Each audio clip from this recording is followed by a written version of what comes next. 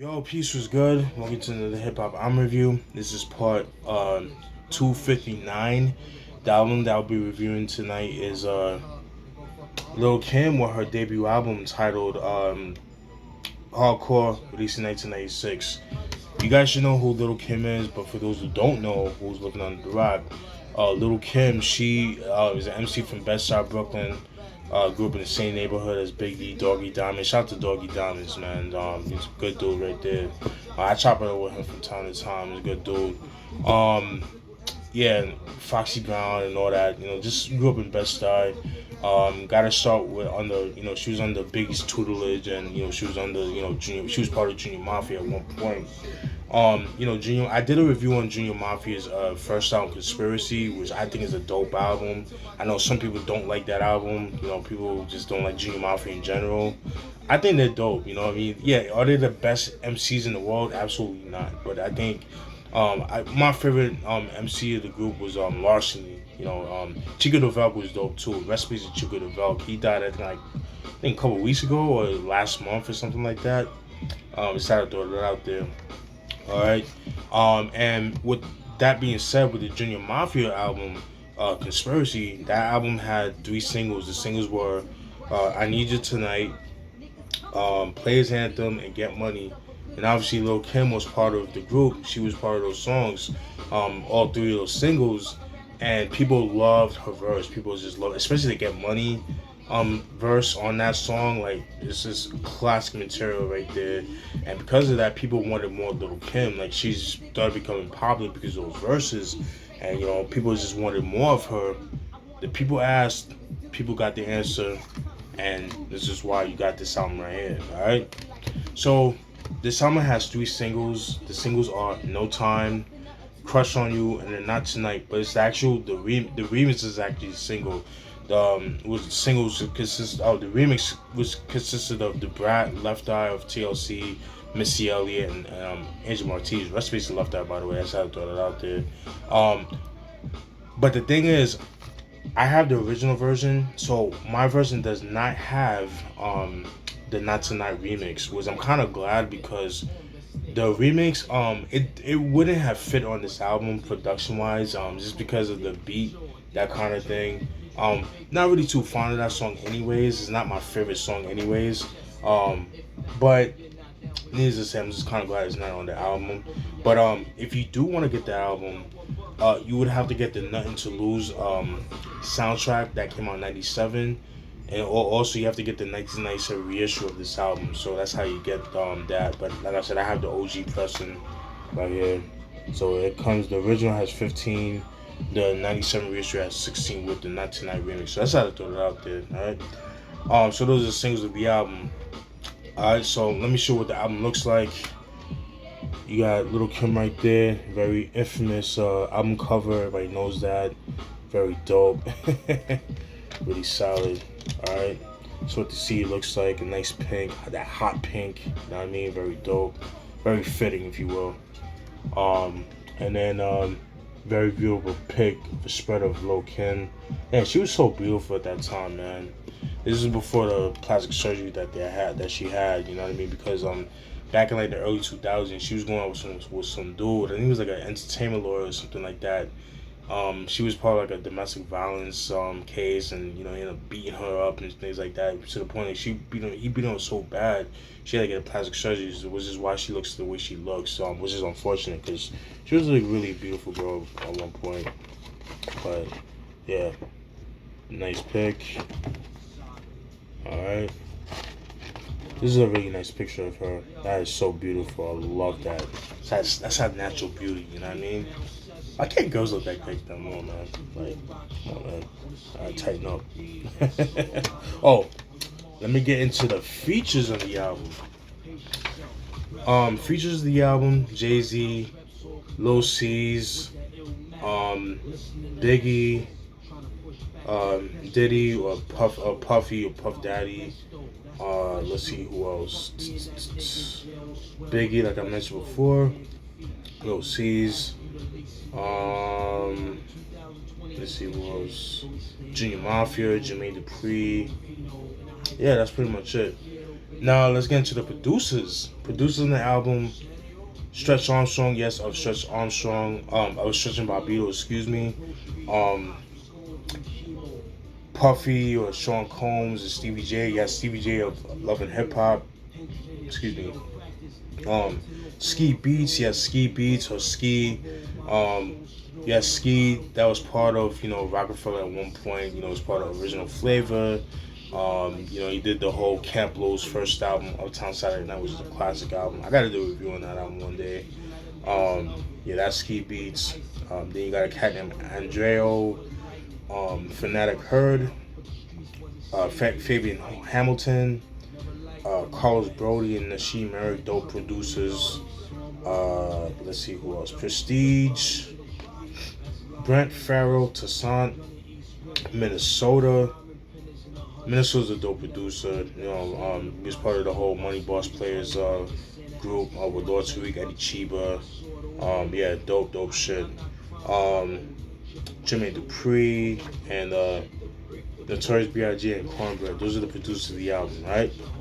Now, as I usually do, let's get into the breakdown of some of these songs, Alright, so first track is intro in A minor. Um, so this intro is a skit of a guy that goes into a movie theater. He gets his ticket, he orders popcorn, and he tells tells the person, "Oh, put a lot of popcorn. Let me get a lot of napkins." So he goes to the movie, watches the movie, and throughout the movie, he starts getting a little horny, and he starts playing with himself, starts masturbating, and yeah, so that's the intro of that. That's how that starts off. And for an album in '96, that's something kind of new, kind of innovative, and kind of new because that's something you expect like from an R&B album from back then, or like a Madonna album, or like a Prince or whatever the case may be, or something to the likes of like Jodeci, or like Dina Howard, like that kind of R&B. So, but not on the album like that, it's like this. So it's kind of different. Now, but getting back to the album, so that was track one, intro in the A minor. All right, so now we got track two, Big Mama Thing, featuring Jay-Z and Lil C's. Um, so the story of this song, the original version of the song, I mean, it's the same beat, but the drums hit a little bit more harder, and it was actually a diss track towards Faith Evans and Tupac, because you guys know obviously the beef with Tupac and Biggie. Obviously, she was sitting for a man, because you guys know that Lil Kim was Biggie's baby mama at one point, and then taking shots at Faith Evans for obvious reasons, because Biggie had an affair with Faith Evans, so everybody knows that. So that's why she's taking shots. But story has it that Biggie, scrapped the song and made her redo the album. Yeah, made her redo the song, and the version you got on the album is the final version, that kind of thing. It's like the remix, I guess you want to call it that. Um, yeah, I got it. I only heard a little bit of the demo version. I gotta re-listen to it, but I'll post it down in the description box. But like I said, the drums hit a little bit more harder. But I kind of like this version a little bit better. It's like more fitting to the album, that kind of thing. So, it uses the same sample as Yvette's "I'm Not Feeling You." Fucking love that song. If you guys lived in New York in the '90s, you guys know Funkmaster Flex played that song, and that was her. I believe that she was Flex's artist, if I'm not mistaken, because he used to play that song a lot in the 90s. So, but yeah, that was a pretty big song in 1996, 97. But yeah, getting back to this song, dope song right there. She killed it. Jay-Z did his thing, but I little came out to give my hat goes off to her. I like the line when she said, "Push the keys, G's threes for papes. Yeah, alright, crate state to state. Lieutenant takes mad dimes from New York to Anaheim while you daydream and wine. I just keep getting mine." Yeah, she killed that shit right there. Let me turn that down. Okay. Alright. So that's track two, Big Mama Thing. Track three, No Time. Fucking love this song right here. Love this song. One of my favorite tracks on the album. Love the beat for it. Love the video for it. I like the fact how the video, it actually takes place in the World Trade Center.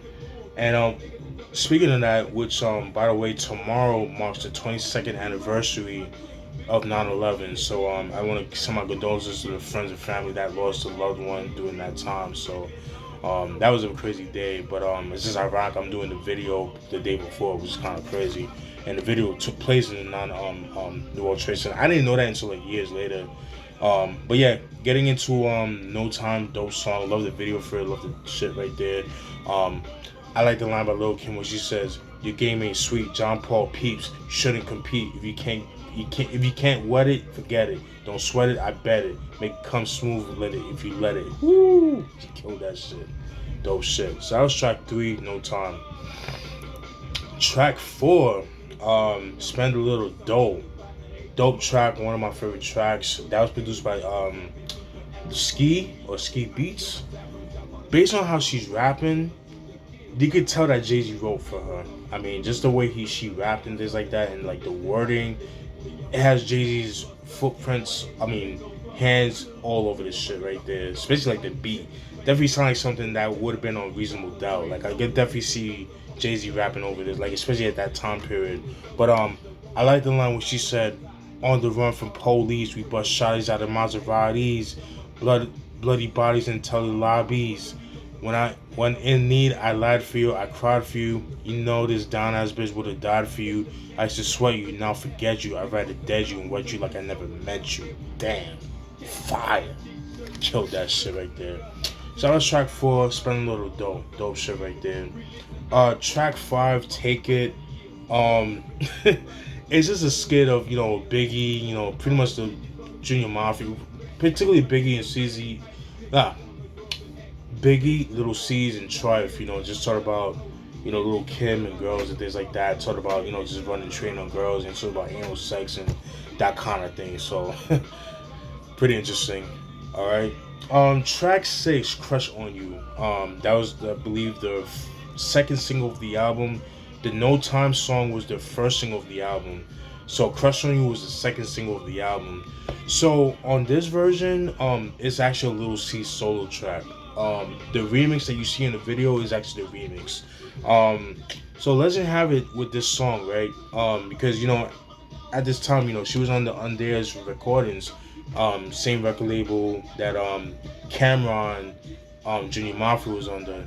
So Lance Rivera, from what I understand, based on research that I did, Lance gave Mace $30,000 to write 6 songs for Lil Kim on his album.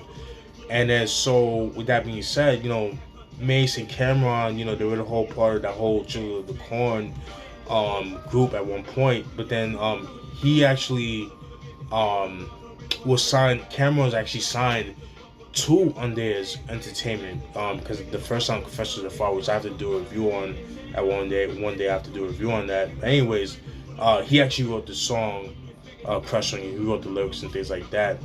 And I think at the time Lil Kim was pregnant with Biggie's child and stuff like that. So that's why she couldn't really do the song. And then also, yeah, and that's the legend of the song, and that's what was going on. But Lil C's, he killed that shit, man. He did his thing, you know what I mean? Even though he didn't write it, Cameron did the whole thing.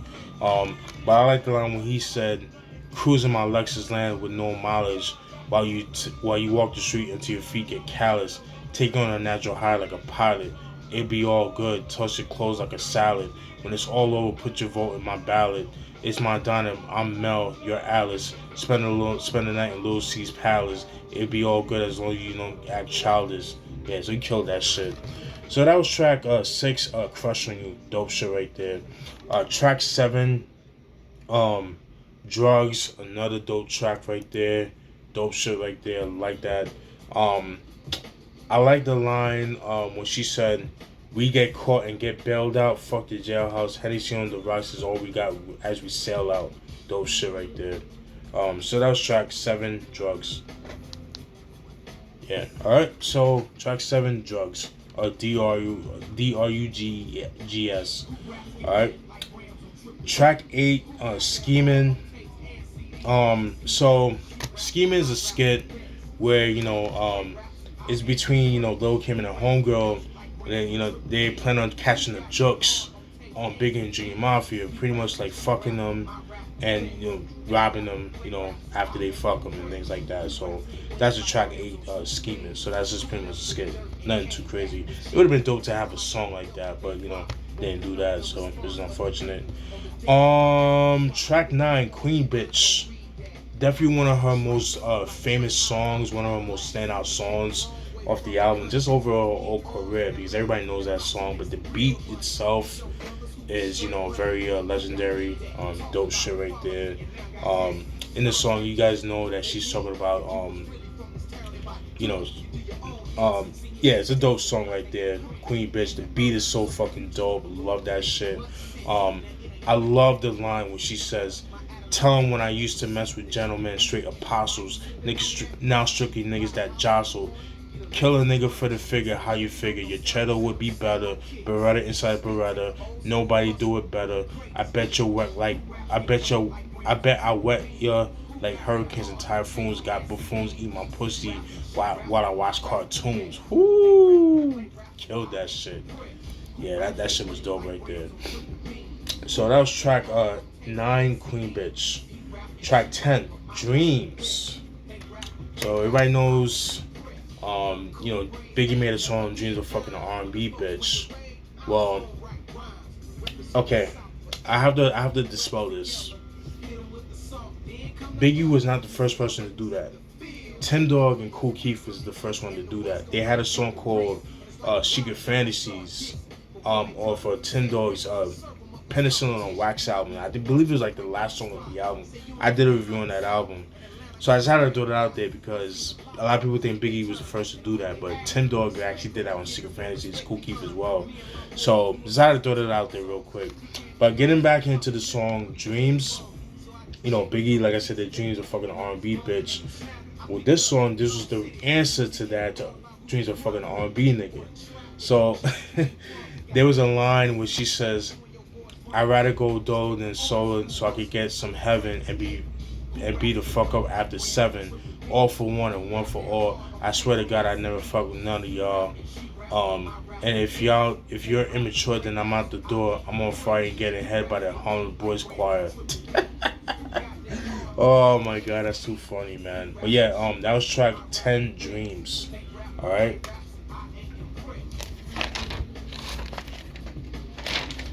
All right. Track 11, Mafia Land. This is my favorite song of the album. I fucking love the beat for that shit. It's so dark, that kind of thing. There's actually another version of the album which is a different beat. That one was cool, but this version right here is a lot better. It's just mad dark. I really enjoyed that. I love the line when she said, "Givenchy socks, Cartier cool lads, Ace class rocks and charms like bohemians, sick like leukemians, receding hairlines, watching how genuine this gold mine recline. When Frank pops the wine, I cocks the 9. Woo! She killed that shit. That was track 11, Mafia Land. Let's see what other song. Alright, so track 12, We Don't Need It. Dope song. That's actually a Junior Mafia track. Junior Mafia featuring Lil Kim, whatever the case may be. That song was actually on the Sunset Park soundtrack, so definitely check that out. We got your dope soundtrack too as well. Just had to throw that out there. I like the line by Lil Kim when she said, "You want to steal the pussy like a thief? Now kiss the lips without the teeth, so I could bust another two, come clean like J. Rue. Good night to you too, boo." Fucking killed that shit. Dope shit right there. Yeah, dope shit right there. And you guys know that J. Rue had his issues with Bad Boy Records at one point, so that could have been a shot towards J. Rue too. But I think it was like more of a metaphor, of a sexual metaphor. But like I said, I think also too it could have been a shot towards J. Rue as well. You know what I mean? But because like I said, Biggie and J. Rue had issues at one point, or maybe not Biggie himself. Well, yeah, Biggie and then like his crew and things like that. So just had to throw that out there. But yeah, that was track 12. We Don't Need It. Track 13. Not Tonight, which is one of the singles, but this is like the original version. It features Jermaine Dupri. Um, I didn't really care for that song. That's like the only song I could have done without. Honestly, it's just I didn't really like it. It's my personal opinion. Track 14, Player Haters. It's just a skit of dudes like hating on Junior Mafia and that kind of thing, and hate on them and things like that. So, just calling Lil Kim stuck up, and because these dudes not giving them the time to play and that kind of thing. So I just had to throw that out there. And the last track, "Fuck You," which is another posse cut featuring Junior Mafia. Dope way to end the album. I love the beat. Definitely one of my favorite songs of the album. It's a really dark beat. Has a really dark feel to it. Love the beat for it. Really mad dark. Um, I like the line by Trife when he said, "Niggas don't want shit. Trife impresses. Lexus GS's chicks in iceberg dresses." He killed that shit. And then Larceny when he said, "Catching cases. Niggas pulling out the max. Niggas getting mad because I dug their backs out. Dang, I blacks out. Started shooting kids. Cribs is vicious. Making my escape jumping bridges. Malicious. Sometimes the things that taste delicious. Rule number 3, don't take no love for no bitches." Woo! Man. Whew. Killed that shit. Overall, my opinion, this is a classic album. I don't care what nobody says. This is a very dope album. Very, very dope. Very slept on. Yeah, I love this album. Definitely one of the best albums to come out in '96. I love the production of the album. I love the direction. And then I think at that time after the release of the album, fucking C. Dolores Tucker, fuck that bitch. Rest in peace, bitch. Fuck her. Always want to talk shit about gangster rap and it's like this just taking shots at her. Saying like this degrading to women and kind of thing. Like, listen, it's entertainment at the end of the day. Like, it's entertainment. Like, if you guys take this shit too seriously, it's not that serious. You know what I'm saying? And I know some people gonna say, well, you got kids listening to. Well, kids shouldn't be listening to. That's why they're kids. Like, you should have your parents monitor your kids.